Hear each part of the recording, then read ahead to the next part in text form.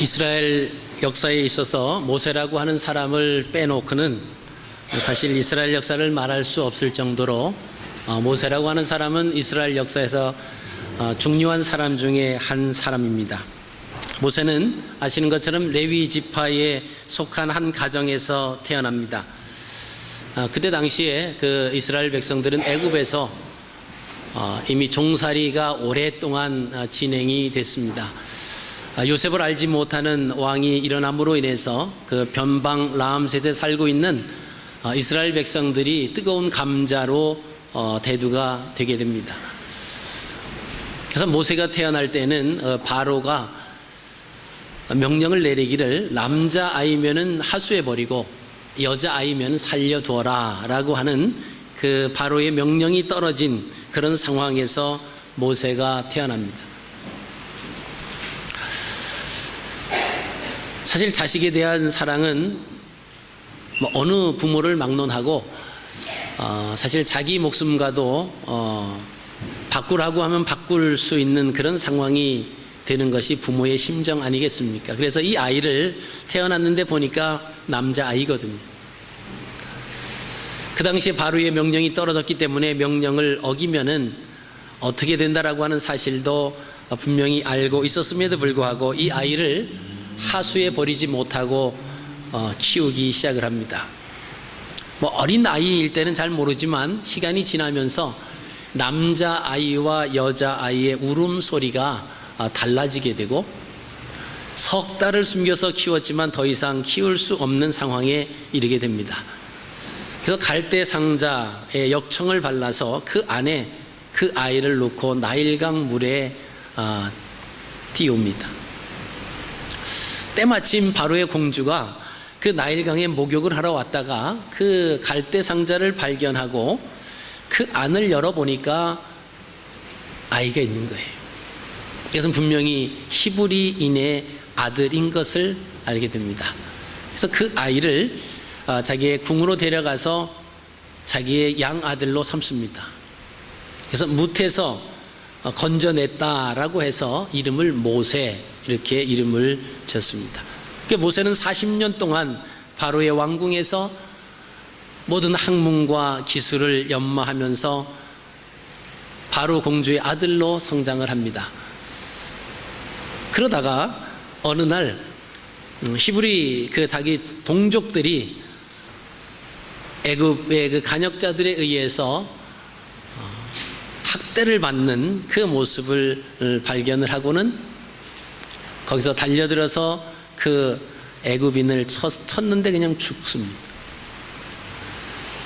그 다음날 또 나가봤는데 같은 히브리 동족끼리 또 싸우는 거예요. 그래서 왜 너희들이 같은 동족끼리 싸우면 되겠느냐? 그랬더니 그들 중에 한 사람이 어제 있었던 상황을 알고 있었습니다. 내가 어제는 애굽 사람을 죽이더니 이제 오늘은 나를 죽이려고 하느냐? 우리를 죽이려고 하느냐? 그 사건으로 인해서 더 이상 모세는 그 궁궐에 머물러 있을 수가 없게 되죠. 도망을 갑니다.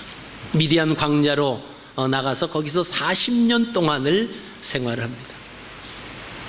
그런데 어느 날 하나님께서 호렙산에서 양무리를 치고 있는데 한 떨기나무에 불이 붙었습니다. 우리가 불이 나면 불구경을 다 가는 것처럼 이상한 거예요. 한 떨기나무에 불이 붙었는데 이상한 것은 그 떨기나무가 타지 않는 겁니다. 불이 붙었는데. 그래서 가까이 가서 그 구경을 하러 가는데 거기에서 하나님께서 모세를 부르셨습니다.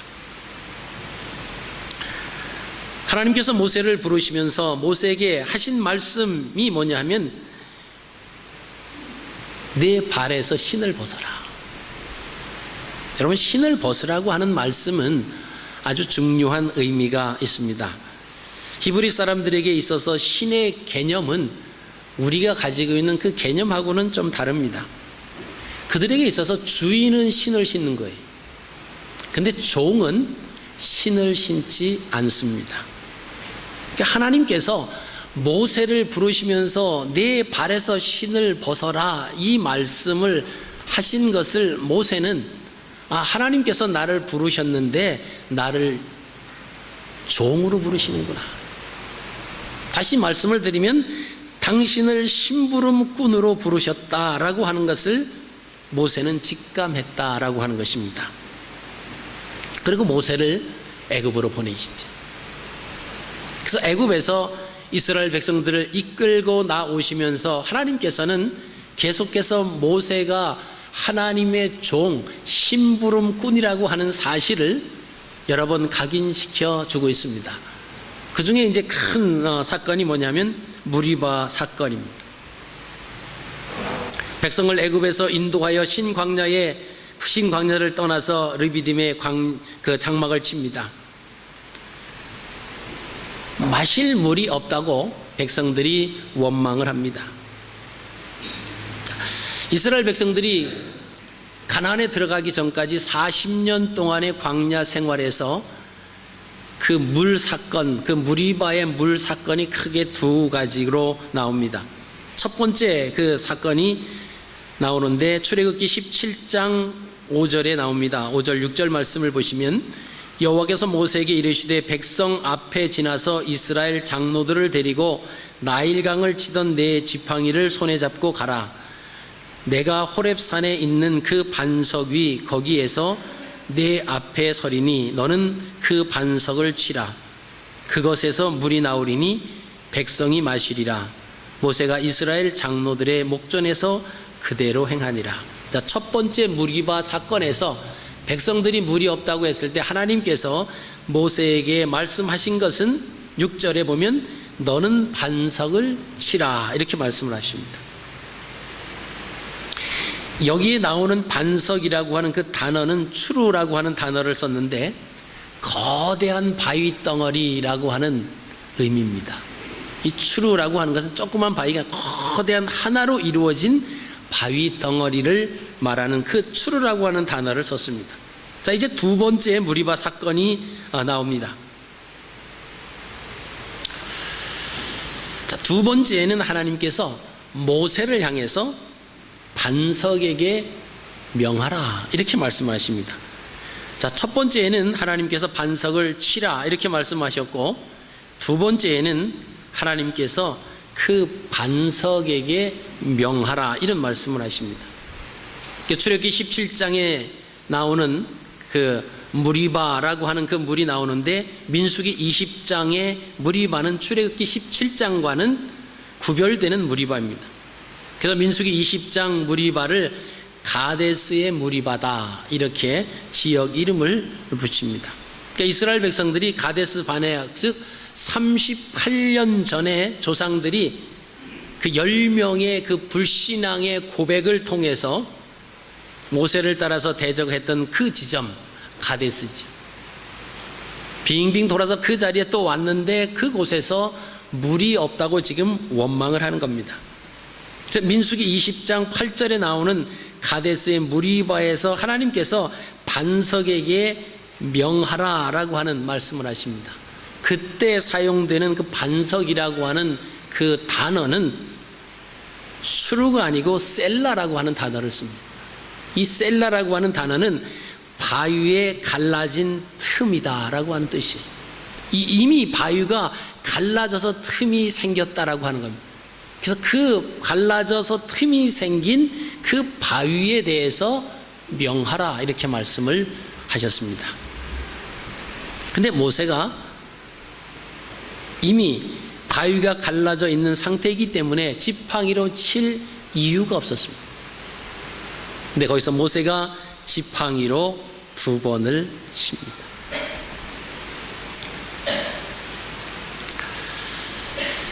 민수기 20장은 모세의 생에 있어서 가장 슬픈 4가지의 사건들이 거기 다 나오고 있습니다. 민수기 20장에서 모세는 자기 누이 미리암을 잃게 됩니다. 그리고 이스라엘 백성들이 물이 없다고 불평한 무리바 사건을 통해서 모세가 가나안 땅에 들어가지 못할 것이라 라고 하는 그 형벌을 받게 되는 것도 민수기 20장에 나옵니다. 그리고 에돔 왕의 거절로 에돔 땅을 지나가려고 하다가 그 땅을 지나가지 못하는 좌절감을 맛보게 하는 것이 여기 또 민수기 20장에 나옵니다. 그리고 모세가 이스라엘 백성을 이끌고 험한 산길로 가다가 호르산에서 모세의 형 아론이 123세의 나이로 죽은 것도 역시 민수기 20장에 기록하고 있습니다. 모세보다 아론은 3살 위의 형입니다. 그러니까 아론이 죽고 모세가 죽은 이 무리바 사건이 우리에게 주는 교훈이 크다라고 하는 것입니다. 아마 모세에 있어서 이 민수기 20장에 나오는 4가지 사건 중에서 가장 괴로운 사건이다라고 하면 바로 모세가 가데스 바나에서 있었던 반석을 지팡이로 2번 친 무리바 사건일 것입니다. 우리가 아시는 것처럼 모세는 80세에 하나님의 부르심을 받습니다. 우리가 오늘 출애굽기 3장 말씀을 읽으셨는데 거기서 하나님께서 모세를 부르셨어요. 모세를 부르시면서 그에게 주지시켜 주신 것이 있는데 그것은 뭐냐면 내 발에서 신을 벗어라. 내가 너를 써야 되는데 너는 나의 종으로, 나의 심부름꾼으로 내 일을 감당을 하면 된다라고 하는 그 말씀을 주십니다. 그리고는 애굽에 가서 이스라엘 백성들을 이끌어내 오면서도 무리바 사건에서도 하나님께서는 어떨 때는 반석을 치라고 추루라고 하는 단어를 쓰셨고 어떨 때는 셀라라고 하는 그 갈라진 바위 틈을 향하여 명령하라라고 하는 말씀을 쓰셨습니다. 그것은 모세가 자기의 주인인 하나님의 말씀에 순종하는, 자기는 심부름꾼이다라고 하는 것, 자기는 종이다라고 하는 것을 기억하라라고 하는 그 말씀을 우리가 보시게 됩니다. 그 바위를 2번 쳤을 때 하나님께서는 너희는 이 총애를 내가 그들에게 준 땅으로 인도하여 드리지 못하리라. 모세가 120세가 되어서 죽기 전에 하나님께서 비스가 산 꼭대기에 올라가서 하나님께서 가나안 땅을 들어갈 수, 이스라엘 백성을 이끌어 왔던 그 가나안 땅을 볼 수 있는 기회를 주십니다. 하나님께서 너는 무리바 사건으로 인해서 들어가지 못하리라. 자, 그 말씀을 듣고 신명기 3장 26절에 그 3장에 보면 하나님 앞에 이 모세가 간구합니다. 하나님, 저를 좀 가나안 땅에 들어가게 해주십시오. 그러면서 신명기 1장에 보면은 내가 하나님께서 나에게 진노하신 이유가 누구냐, 무엇 때문이냐 하면 그 원인이 바로 당신들 때문입니다. 이스라엘 백성들 때문입니다. 그렇게 고백을 합니다. 신명기 1장 37절 말씀을 보시면 여호와께서 너희의 영고로 내게도 진노하사 가라사대 너도 그리로 들어가지 못하리라 이렇게 하셨다는 거예요. 또 3장 26절에 여호와께서 너희의 영고로 내게 진노하사 내 말을 듣지 아니하시고, 하나님 앞에 간구했지만 신명기 3장 26절에 하나님께서 그렇게 말씀하십니다. 그만해도 족하니 이 일로 다시 내게 말하지 말라. 우리가 모세의 입장에서 보면은 40년 동안 이스라엘 백성들을 이끌어 오면서 얼마나 수없는 그런 원망과 불평과 모욕과 위협을 당하는 모습들을 우리가 보십니다. 근데 이제 40년이 다 됐어요. 이제 가나안 땅에 들어가기만 하면 됩니다. 말씀을 보니까 요단강 맞은편이, 이제 요단강만 건너오면 여리고 성이고 이 가나안 땅입니다. 근데 그 땅에 이르렀을 때에 가데스 바네아에서 이 무리바 사건으로 인해서 하나님께서는 너는 이 총회를 이끌어 드리려고 한 그 땅에는 들어가지 못할 것이다.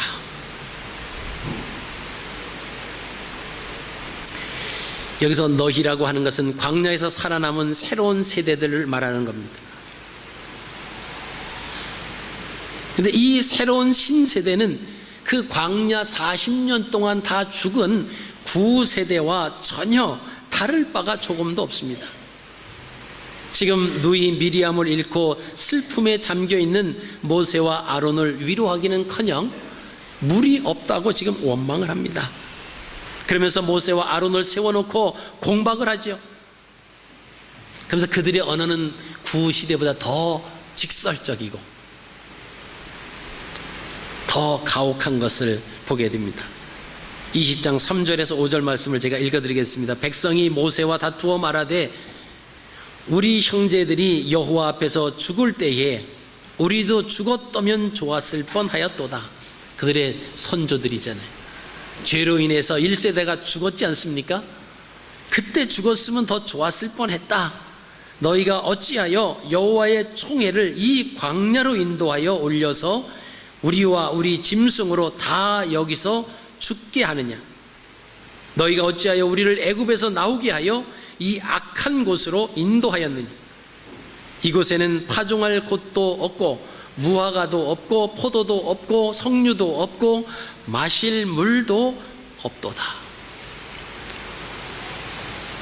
자기에게 마실 물이 없다고 조금 불편하다고 해서 자기를 이끌어왔던 아론과 모세를 세워놓고 공박을 합니다.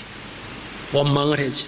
근데 그 말들을 보면 이것이 모세와 아론에게 행한 거지만 결국은 하나님에게 한 거죠. 왜냐하면 모세와 아론은 심부름꾼이다라고 하는 거예요. 그리고 그 용어들을 봐도 이것은 하나님 편에서 행하신 일을 가지고 이야기하고 있는 것을 우리가 보시게 됩니다. 자, 이와 같은 일을 당할 때 모세와 아론은 하나님 그 총회 앞에 하나님 앞에 엎드렸다라고 합니다. 하나님 어떻게 하면 좋겠습니까? 참 거기까지는 잘 참 것 같아요. 그 모세는 워낙 그 온유한 자로 아주 이름이 나 있지 않습니까? 그것도 한두 번이 아니잖아요. 조금만 원망스럽고 조금만 불평스럽고 조금만 자기에게 좀 어려움이 있으면 그것을 막 근원 자체를 흔들었던 그 이스라엘 백성들,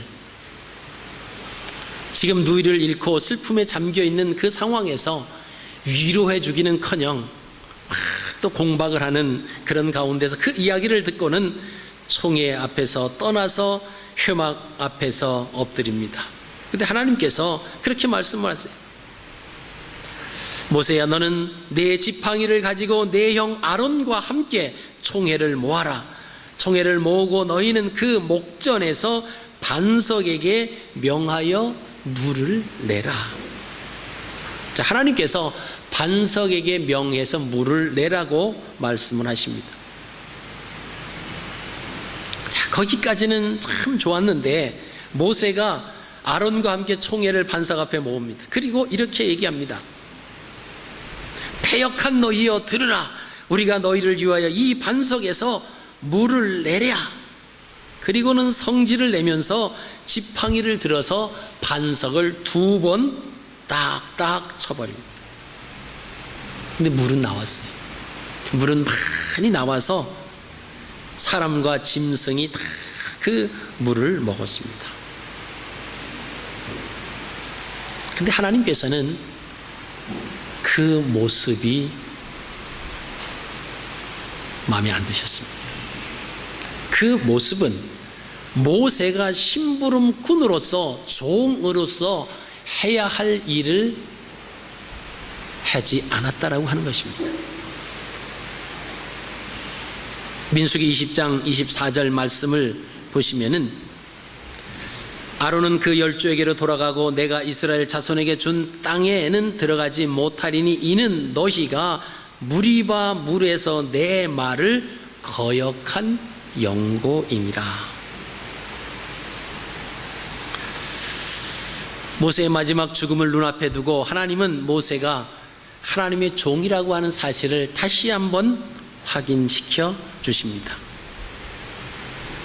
두 번째 물 사건이 있고 나서 40년 5월 1일에 형 아론이 123세에 죽게 됩니다. 그리고 그 일이 있은 지 얼마 후에 하나님께서는 모세에게 느보산에 올라 비스가 산 꼭대기에 도달해서 가나안 땅을 바라봐라. 비스가 산과 느보산은 같은 산맥입니다. 느보산에 올라가 비스가 산 꼭대기에서 가나안 땅을 바라보라. 그럼 하나님께서 왜 이 모세에게 이 느보산 비스가 산 꼭대기에 올라가서 가나안 땅을 바라보라고 하신 그 이유를 우리가 또 알 수가 있습니다. 그러니까 40년 동안 고생했으니까 그래도 들어가지는 못하지만 그래도 한 번은 봐야 되지 않겠느냐, 뭐 우리가 생각하면 그런 의미 있을 수 있습니다만은, 그러나 히브리어의 비스가라고 하는 단어의 의미를 찾으면 우리가 그 이유를 알 수 있습니다. 비스가라고 하는 단어의 의미는 뾰족한 곳, 갈라진 틈이라고 하는 뜻이 있습니다.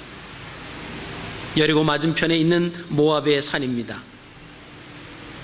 자, 이 단어로 우리가 유추해낼 수 있는 것은 하나님께서 모세에게 자신이 걸어온 지난 발자취를 검토하여 약속의 땅에 들어가지 못하는 이유를 찾아보아라, 갈라진 틈을 통해서 바라봐라 라고 하는 그런 의미가 있습니다. 그 의미는 느보라고 하는 그 단어에서 또 찾아볼 수가 있습니다. 히브리어 느보라고 하는 것은 그 단어의 의미는 전령, 이런 뜻으로 심부름꾼이라고 하는 의미가 있습니다. 하나님께서 모세를 느보산에 올라가서 비스가 산 꼭대기에서 가나안 땅을 바라보라고 말씀하시는 것은 내가 너를 왜 불렀는지 아느냐,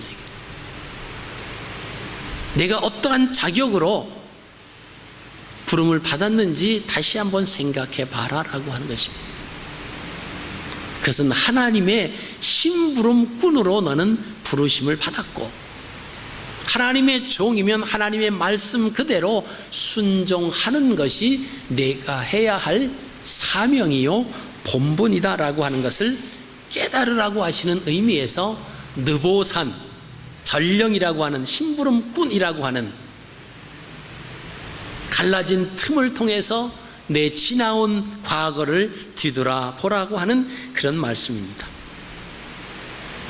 예수님께서 예루살렘에 입성하실 때 나귀를 타고 가셨습니다. 수많은 사람들이 종려나무 가지를 흔들면서 자기의 옷가지를 땅에 깔면서 예수님을 환영했습니다.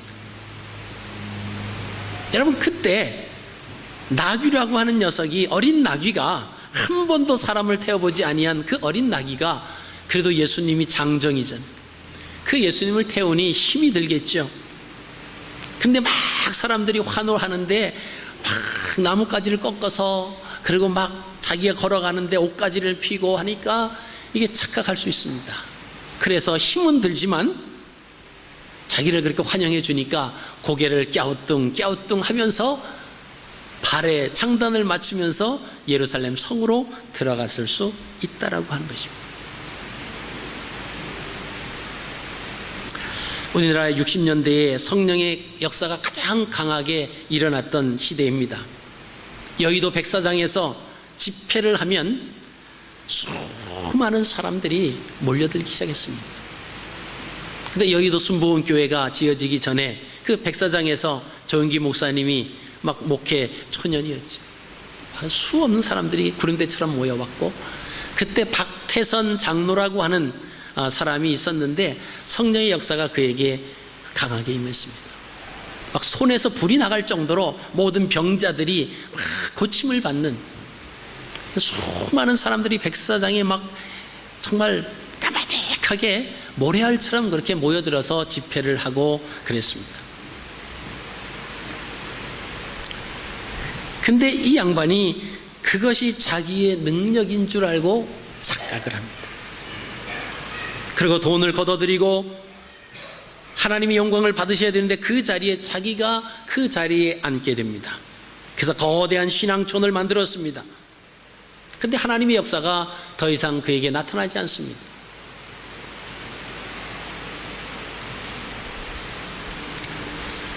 잘못된 것을 알았습니다.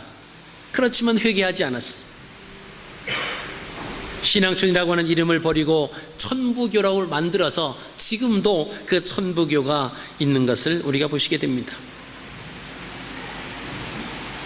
2014년도 어떤 뉴스에 나온 그 신앙촌의 그 주 원주였던 박태선 장로의 자녀들이 어떻게 살고 있는가라고 하는 것을 보도한 적이 있습니다. 그 후손을 보면 장남이 성 스캔들, 외화 유출, 마약, 차남은 음주, 뺑소니, 치사, 삼남은 자금 편취, 횡령, 배임 등으로 전락했다라고 하는 것을 보도했습니다. 예수님을 모시고 예루살렘으로 들어가던 나귀는 예루살렘을 나와서 자기가 있던 그곳으로 돌아갈 때 비로소 깨달았을 것입니다. 아무도 나를 바라봐 주지 않았습니다. 아무도 환호해 주지 않았습니다. 자기를 위한 환호가 아니었다라고 하는 것을 알게 됩니다. 여러분, 모세는 비로소 느보산에서 자기 자신을 바라보게 됩니다. 내가 주인이 아니라 하나님의 심부름꾼에 불과했다라고 하는 사실을, 하나님께서 왜 느보산에 올라가라고 말씀하셨는지를 알게 됐다라고 하는 것입니다. 모세는 신광야의 무리바 그 물가에서 하나님의 거룩함을 믿는 믿음으로 행동하지 못했습니다. 신명기 32장 51절에 이는 너희가 신광야 가데스의 무리바 물가에서 이스라엘 자손 중 내게 범죄하여 내 거룩함을 이스라엘 자손 중에서 나타내지 아니한 까닭이라. 모세가 가나안 땅에 들어가지 못한 것은 모세가 화를 냈기 때문이도 아닙니다. 하나님 말씀에 불순종했다라고 하는 거예요. 심부름꾼으로서, 하나님의 종으로서 오직 자신이 주제와 법관이 되어서 백성을 인도하고자 하였던 것이 하나님의 거룩함을 이스라엘 자손 중에서 나타내지 아니했다라고 하는 말씀입니다. 하나님의 의를 드러내지 않는 심부름꾼은 더 이상 심부름꾼으로 자격이 없다라고 하는 것입니다. 무리바 사건을 계기로 모세는 사명자로서 임무가 중단이 됩니다. 그리고 죽는 겁니다. 사명자는 먼저 나 자신이 하나님 앞에 어떠한 존재인가를 아는 것이 중요합니다. 그 이유는 자신의 분수를 모르고 살게 되면 주인으로부터 버림받을 수밖에 없고 받은 사명도 빼앗긴다라고 하는 사실입니다. 하나님께서 우리 모두를 불러주셨습니다. 나는 주의 종이 아니니까 나는 사명자가 아니다, 그렇게 생각하시면 그게 오해입니다. 우리를 다 불러주셔서 죄악 가운데서 우리를 불러주셔서 하나님의 자녀로 삼아주셨습니다. 그럼 우리는 무엇을 하고 있느냐 하는 역할은 다를지라도 모두 하나님 앞에 심부름꾼이다라고 하는 겁니다. 하나님의 종들이다라고 하는 것입니다. 하나님이 나를 불러주신 것은 나만 예수 그리스도를 믿고 나만 구원받고 천국 가면 된다, 그것 때문에 우리를 불러주시지 않았습니다.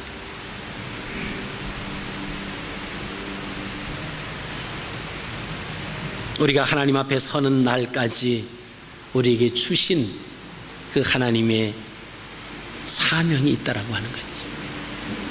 여러분, 그 사명을 무시하고 살아갈 수도 있습니다. 잘 사는 것처럼 보여질 수도 있어요.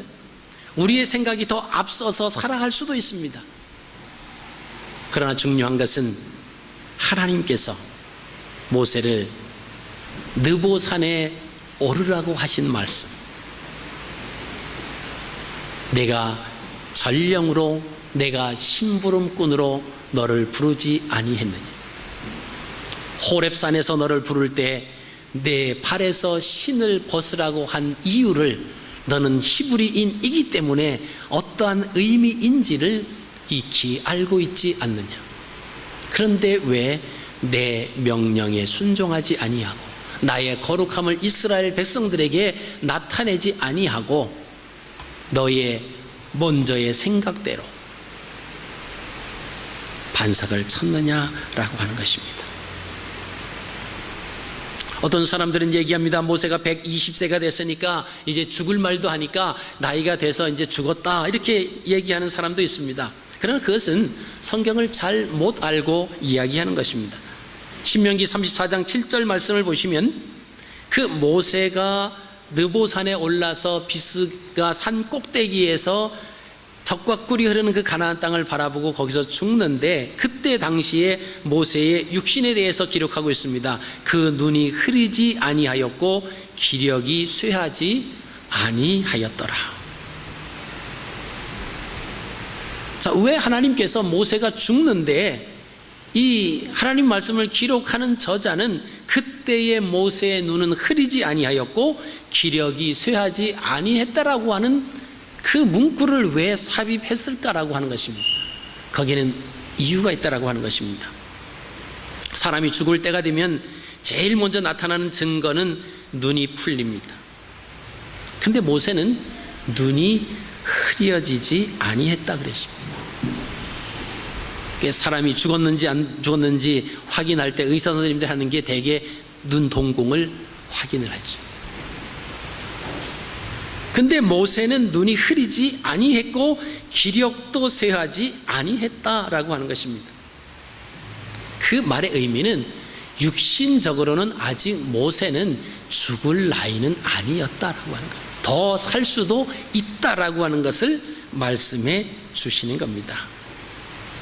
이유는 그것 때문에 죽은 것이 아니라 하나님의 거룩함을 나타내지 아니한 심부름꾼으로서의 그 사명을 감당하지 않기 때문에 거기까지 하고 하나님이 그를 부르셨다라고 하는 것입니다.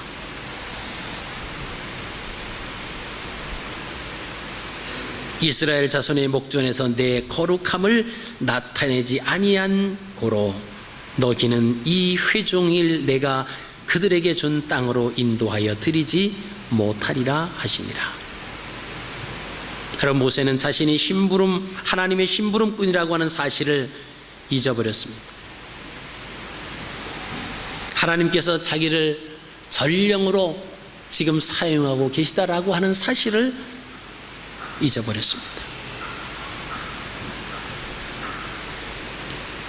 우리 모두를 이 땅에서 믿음으로 하나님께서 사명자로 심부름꾼으로 우리를 불러주셨다라고 하는 것입니다.